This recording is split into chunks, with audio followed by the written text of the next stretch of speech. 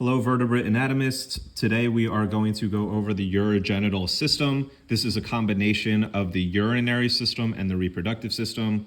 We're starting with our shark today. His name is actually Tim, and we are going to go over a few external, I say that a little hesitantly, external structures first. So the first structures that I want to show you guys should be familiar already with the pelvic fins that are right here. And also right here, the one that I'm literally, looks like I'm scratching it right now. But inside these pelvic fins are the flexors. So they're the muscles.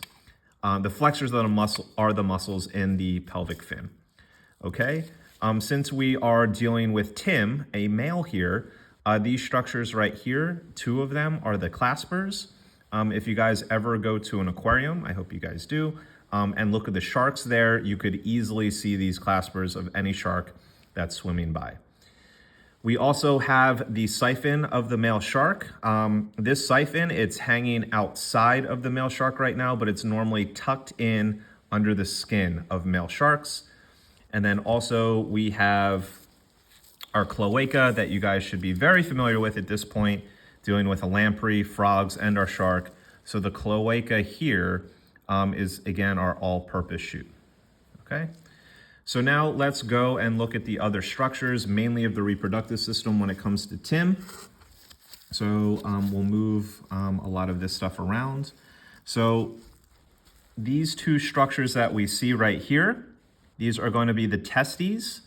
Hopefully you guys know the function of testes and what they're mainly used for when it comes to the reproductive system. The testes are attached to the body wall with the mesorchium. So the mesorchium is going to be kind of a saran wrap type tissue. We could see it right here. Hopefully Dr. Mick behind the camera, working on her camera skills, are showing this. So the mesorchium is the tissue that's holding the testes to the body wall. We should actually have some more mesorchium right here, but it kind of ripped. It did rip. So testes, two of them, and then mesorchium, the tissue that's holding the testes to the body wall. Okay, so testes, they're going to form and create sperm. So that sperm is eventually going to go into the epididymis. Yes, humans have an epididymis as well. So here's our testes, and then this structure right here, I will lift up with my probe, is the epididymis. The function of the epididymis is for mostly sperm storage, and also this is where sperm matures in the epididymis. Sperm eventually is going to go to the ductus deferens after the epididymis. This structure right here on the shark, running my entire probe on it, is going to be the ductus deferens, also called the vas deferens. So we have sperm being created in the testes, going to the epididymis, then eventually going to the ductus deferens, also called the vas deferens, which is right here. Sorry, it's hard to control and hold all these structures. Function of the ductus deferens is sperm transfer and also sperm storage. Eventually, sperm is going to go into the seminal vesicle. So we have two of them as well. So here's one and then here's two. So the seminal vesicle, it creates seminal fluid. Dr. Mason, what is seminal fluid? It's fluid that mixes with sperm to protect and nourish the sperm as the sperm is on its way to the egg in the female. We eventually have the sperm sac, which is very hard to see. So let me go right here. So here is our sperm sac. Right, I'm trying to get it. Let me, with the probe, it's this structure right here. I will try to lift it first. We'll lift it after this. Let me see real quick.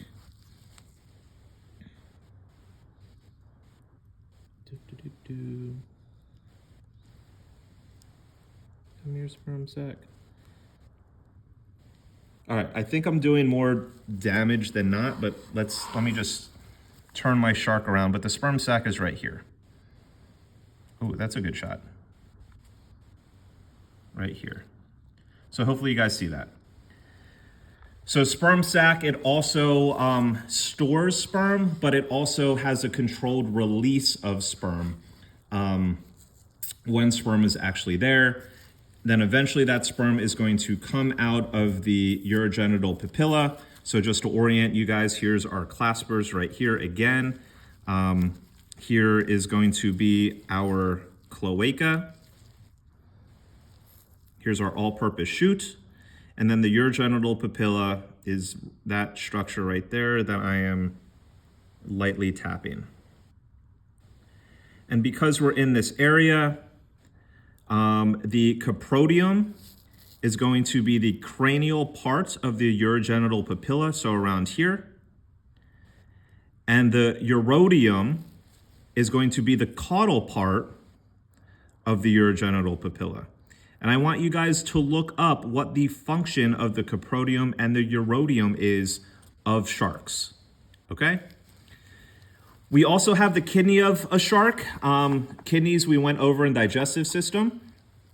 But if you're looking in a male shark where the kidneys are, you should be like, hey, Dr. Mason, we can't see those kidneys. It's because you have all the reproductive parts, the testes, for example, here, and then the ductus deferens. All these structures are actually over the kidneys, so we can't see them easily.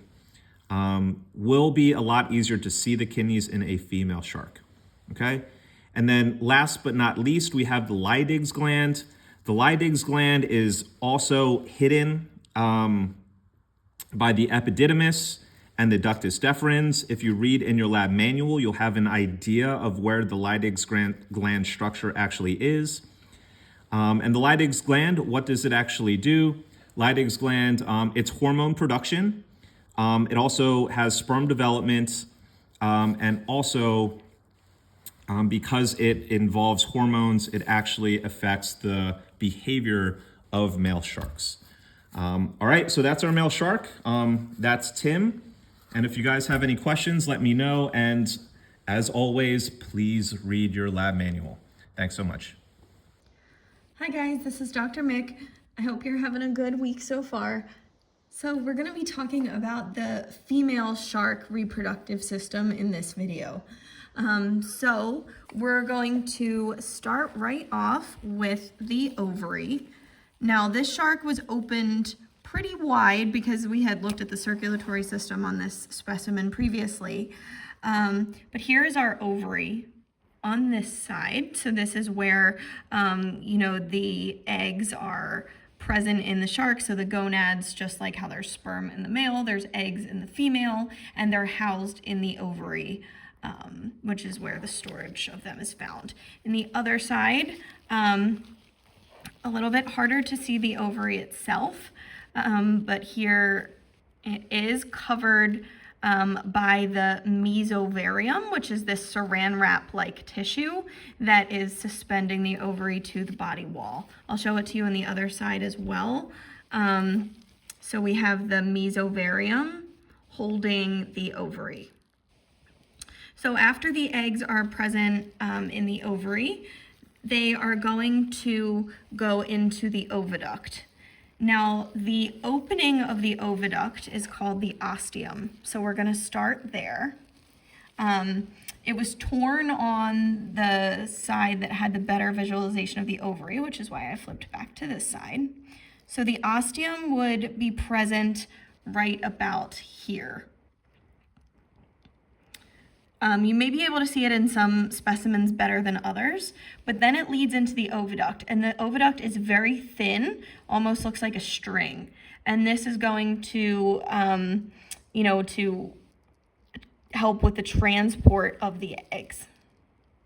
So the oviduct then, which we can't see in this video, but the dorsal side of the ovary where the oviduct is running down contains the shell gland, and that's the area where it's going to get a little wider and we're going to be able to see the shell gland, which is a gland that helps to form the shell that goes over the eggs and also provides nutrients.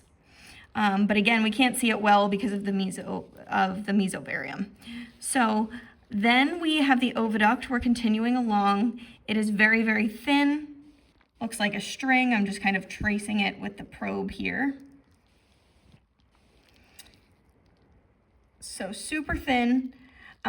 What is holding the oviduct, so that saran wrap-like tissue that's holding the oviduct, is called the mesotubarium. So we already know we had the mesovarium. Now here is the mesotubarium. After the egg goes through the oviduct, we end up with the uterus. Now, this is an immature specimen, so the uterus is very, very thin. Those of you who have young that are present in the uterus, the baby sharks, those uterus components will be a lot wider. But here, the uterus, and if yours is an immature female, will have a uterus that is not much thicker than what your oviduct was. So here is your uterus. You can see on this side as well. After this, we know we have our cloaca, which you should be very familiar with at this point. So we have our cloaca, which is our all-purpose exit. So this is our cloaca. Instead of the urogenital papilla that you saw in the male, we have the urinary papilla in the female. So that would be along here. Looks kind of like a small nipple. The urinary papilla. And then the cranial part of the cloaca is called the caprotium. And then the caudal part of the cloaca is called the urodium.